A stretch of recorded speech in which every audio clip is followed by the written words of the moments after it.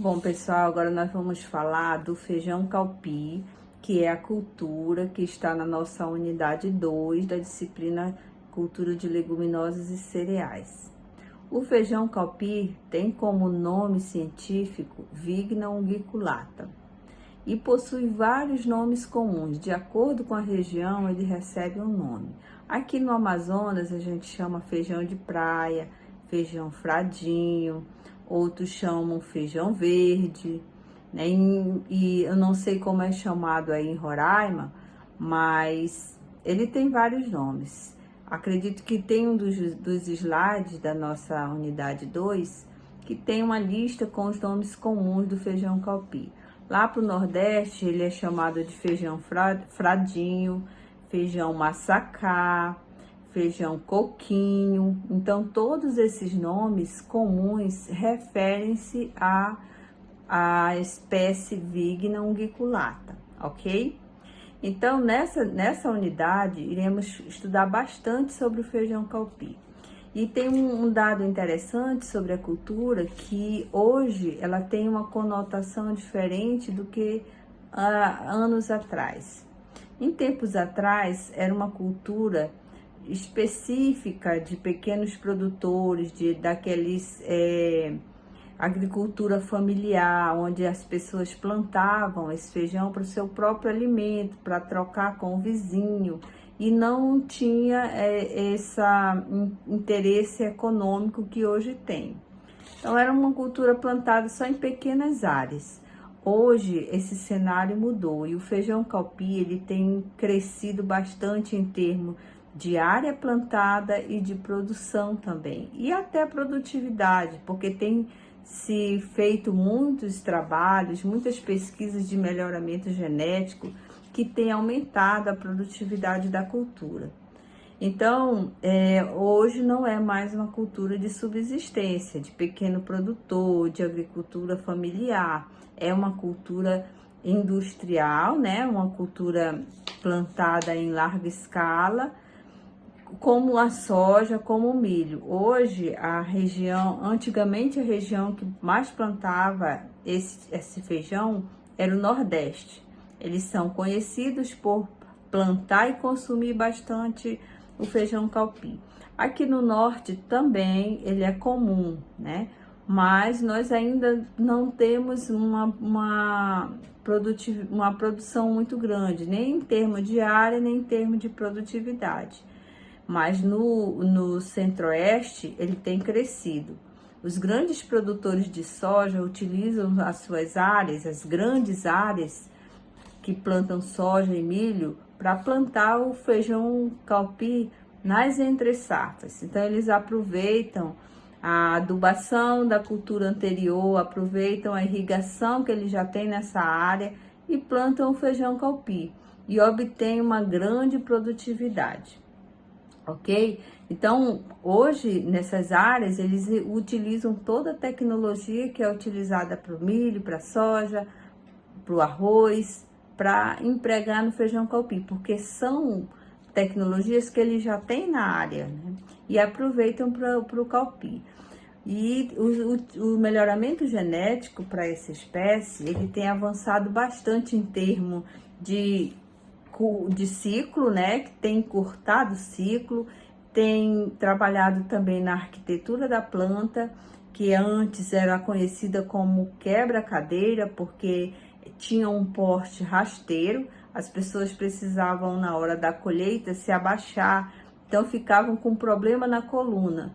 E aí ele recebeu esse nome de quebra-cadeira, porque o produtor ficava numa posição incômoda para fazer a colheita devido ao porte rasteiro das plantas.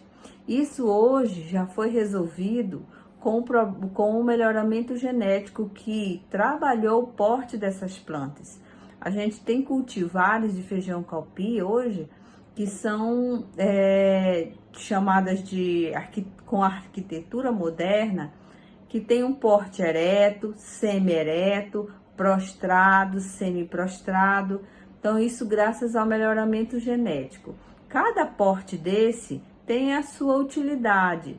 O produtor ele pode escolher por exemplo, se ele for usar o feijão calpi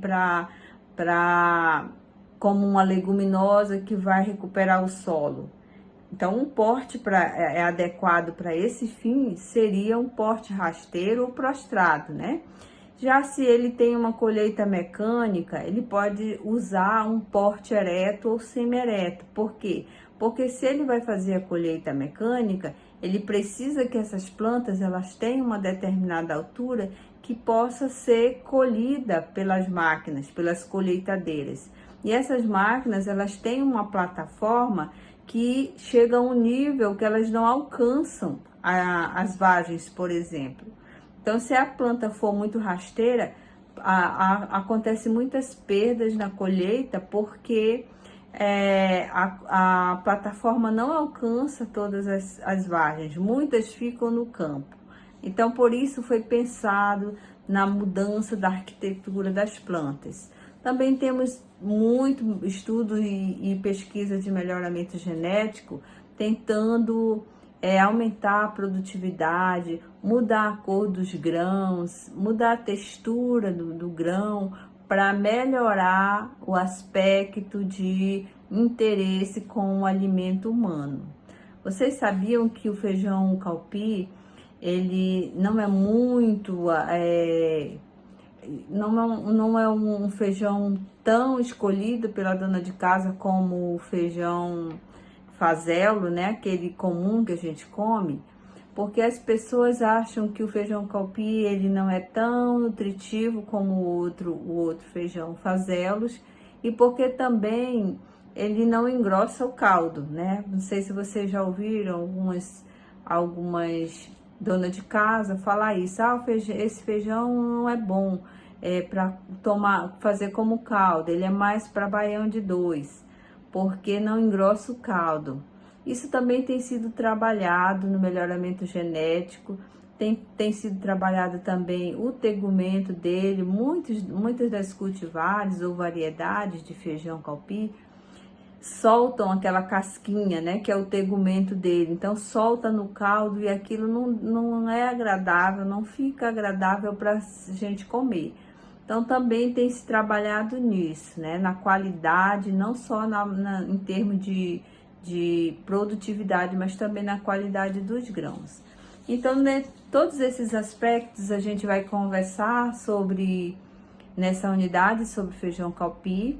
Vamos também falar sobre o manejo, qual é o espaçamento adequado, quantidade de semente por área, quais são os tratos culturais que se deve ter, manejo de pragas, de doenças, de plantas daninhas. Vamos falar sobre um pouco sobre a classificação, sobre a comercialização e também sobre colheita e beneficiamento. Todas essas informações nós teremos no nosso guia de estudo e também nas aulas de PowerPoint. Então aproveitem, estudem bastante. Espero que vocês tenham contato com essa cultura na cidade de vocês, que vocês encontrem algum produtor que trabalhem com a cultura, né? Porque na região norte ela é comum. Acredito que em Roraima podemos encontrar facilmente, e aqui no Amazonas também. Então, um grande abraço, e estamos aqui para tirar as dúvidas, para conversar sobre o feijão calpi, ok? Tchau, tchau!